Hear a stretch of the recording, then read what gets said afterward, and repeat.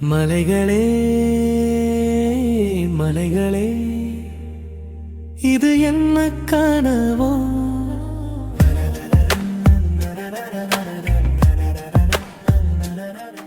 Gloves and pass பாதையிலே வளைவுகள் ஆயிரமோ, ஒவ்வொரு திருப்பத்திலும் புது அழகு தோன்றுமோ? அழகிருக்கும் இடத்திலே ஆபத்தும் மறைந்திருக்கும், வாழ்க்கை சொல்லும் பாடம் இது, பயணம் நம்மை மாற்றிடும்.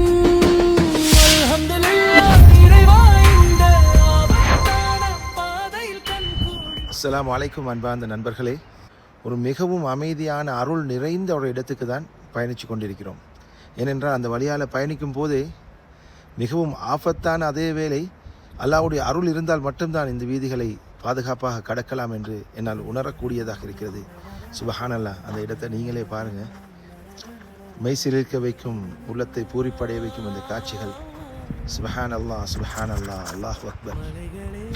உண்மையிலேயே இந்த வந்த வழியை முழுமையாக நீங்கள் பார்த்தீங்கன்னா இவ்வளோ ரிஸ்க் எடுத்து நீங்கள் இந்த பயணத்துக்கு போகணுமான்னு கேட்பீங்க. அப்படியான ஒரு இடம் தான். ஆனால் அந்த இடம் வரும் வழி இப்படி கரடு முரடான கஷ்டமான ஒரு பாதை தான். ஆனால் அது சென்றடையும் இடம் இருக்கிறதே, ஒரு பேச்சுக்கு சொல்லுவாங்க, கடினமான பாதைகள் அழகிய இடங்களுக்கு கொண்டு செல்லும். அது இந்த இடத்துக்கு தான் பொருந்தும். அப்படிப்பட்ட ஒரு இடத்துக்கு தான் நான் போய்கொண்டிருக்கிறேன். இன்ஷா அல்லாஹ் அந்த இடத்தை அடைந்ததும் உங்களுக்கு மேலதிக காட்சிகளை காண்பிக்கின்றேன். அதுதான் ஸ்டோய்பி ஃபால் என்று சொல்லக்கூடிய உலக பிரசித்தி பெற்ற ஒரு பெரும் நீர்வீழ்ச்சி. அந்த நீர்வீழ்ச்சி, சுவிஸ் நாடு என்றாலே அந்த நீர்வீழ்ச்சியின் காணொளிகள் தான் அதிகமாக இணையதளத்தில் உலா வந்து கொண்டிருக்கும். அப்படிப்பட்ட ஒரு அமைதியான ஒரு சிறிய கிராமத்தில் இருக்கும் ஸ்டோய்பி ஃபாலுக்கு தான் போய்கொண்டிருக்கிறோம்.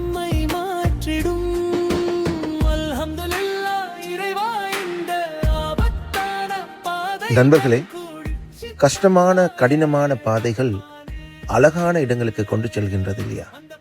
அப்படிப்பட்ட ஒரு அழகான இடத்துக்கு தான் இந்த கடினமான பாதைகள் எங்களை கொண்டு சென்றது. இந்த வீடியோவில் ஸ்டோய்பி ஃபாலுக்கு நாங்கள் பயணிக்கும் போது அங்கிருக்கும் கிளவுஸ் அண்ட் பாஸ் என்று சொல்லக்கூடிய சுவிஸ் நாட்டின் மிக பயங்கரமான ஒரு பழமை வாய்ந்த மலைவழி பாதை, அந்த மலைவழி பாதையில் சென்ற அனுபவத்தையும் அதிலிருந்து நான் பெற்றுக்கொண்ட படிப்பினையையும் உங்களுக்கு இந்த காணொளி மூலமாக சமர்ப்பிக்கின்றேன்.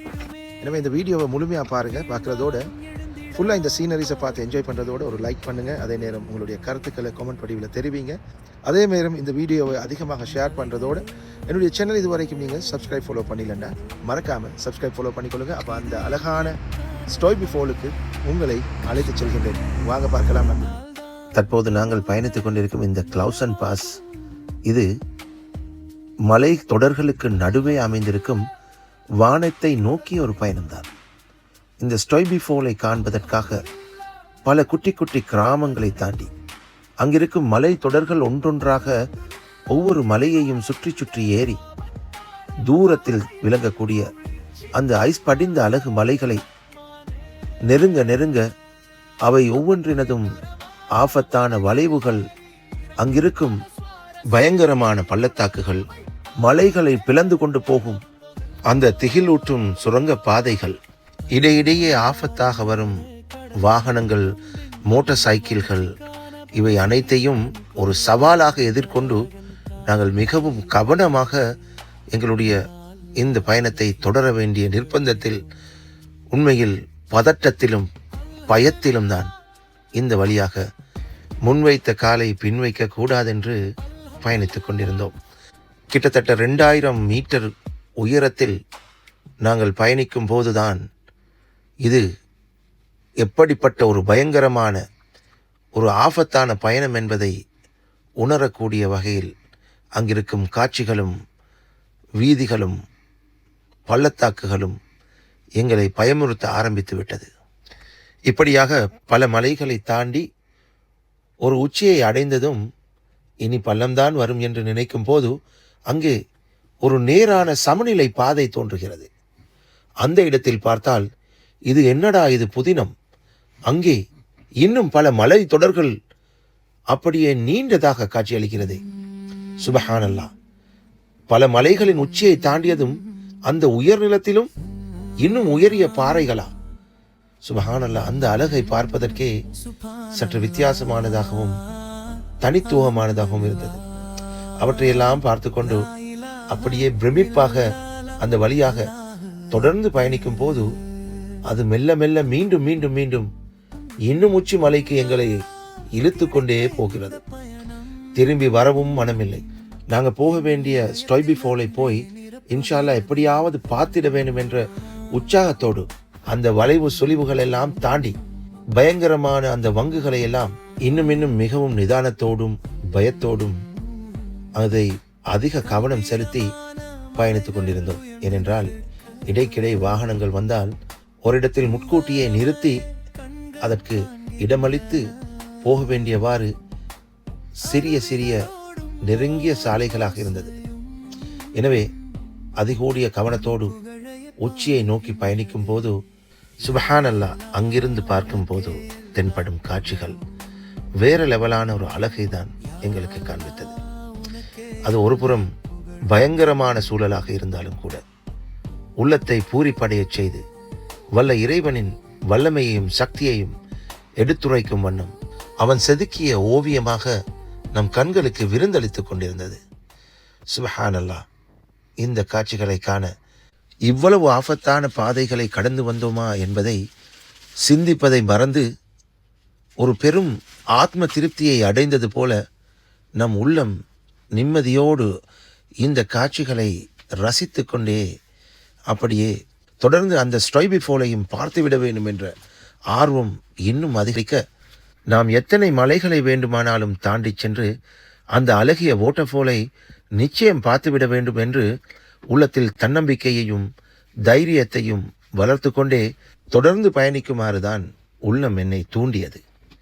அதன்படி தொடர்ச்சியாக உச்சி மலைகளை தாண்டி கொஞ்சம் கொஞ்சமாக பள்ளமாக அந்த கிளவுசன் பாஸ் வீதிகள் மாறுகிறது.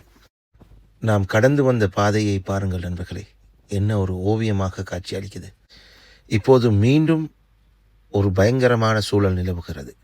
கொஞ்சம் கொஞ்சமாக பள்ளம் அப்படியே அதிகரித்து 17 கிலோமீட்டர் வரை தொடர்ந்து பள்ளம்.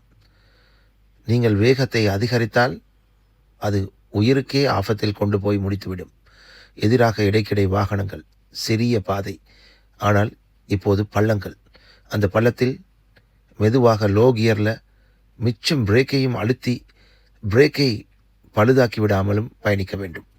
அதே நேரம் இந்த சிறிய பாதையில் முன்கூட்டியே வாகனங்களையும் அவதானித்து நிறுத்தி கொள்ள வேண்டும். இப்படியான ஒரு சவால் நிறைந்த பெரும் பள்ளத்தை தாண்டி கொண்டு போகும் வழியில்தான் அந்த ஸ்டொய்பி ஃபாலுடைய அழகு தேவதை போன்ற அந்த வாட்டர்ஃபால் எங்கள் கண்முன்னே கொஞ்சம் கொஞ்சமாக ஒரு சில இடத்தில் காட்சி அளிக்க ஆரம்பிக்கிறது.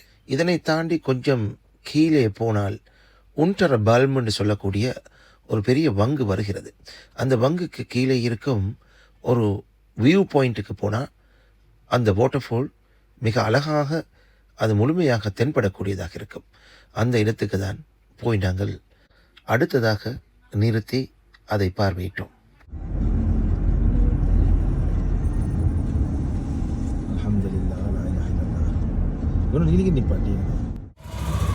இந்த பாதாள கந்தையையும் இந்த பாதாள உயரத்தையும் பள்ளத்தையும் தாண்டி ஒரு மாதிரியா சுர கையில பிடிச்சிட்டு வந்தது என்னுடைய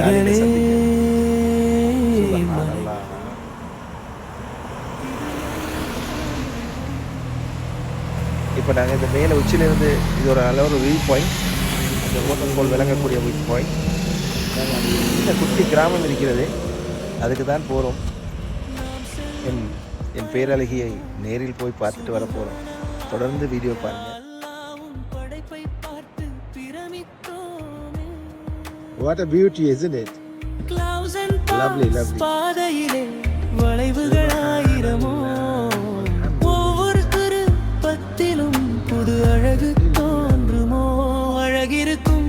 நண்பர்களே, அந்த வாட்டர்ஃபாலை அந்த வியூ பாயிண்ட்ல இருந்து பார்த்ததுக்கு பிறகு நான் இன்னும் விறுவிறுப்பாக சுறுசுறுப்பாக அந்த வளைவுகள் மிகுந்த பள்ளத்தை இன்னும் நிதானமாகவும் அங்கே விரைந்து விரைந்து அப்படியே அந்த வாட்டர் ஃபாலை நோக்கி பயணித்து கொண்டே இருந்தோம். ஒரு பக்கம் காரில் என் மனைவி பிள்ளைகள் பயந்து நடுங்குகிறார்கள். ஏனென்றால் இங்கே வரக்கூடிய வளைவுகளையும் அந்த பள்ளத்தையும் பாருங்கள். சுபஹானல்லாஹ், அது ஒரு திகிலான அனுபவம் தான். என்றாலும் அந்த வாட்டர் ஃபாலை பார்க்க இந்த பயங்கரமான சூழலை தாண்டிதானே செல்ல வேண்டி இருக்கிறது.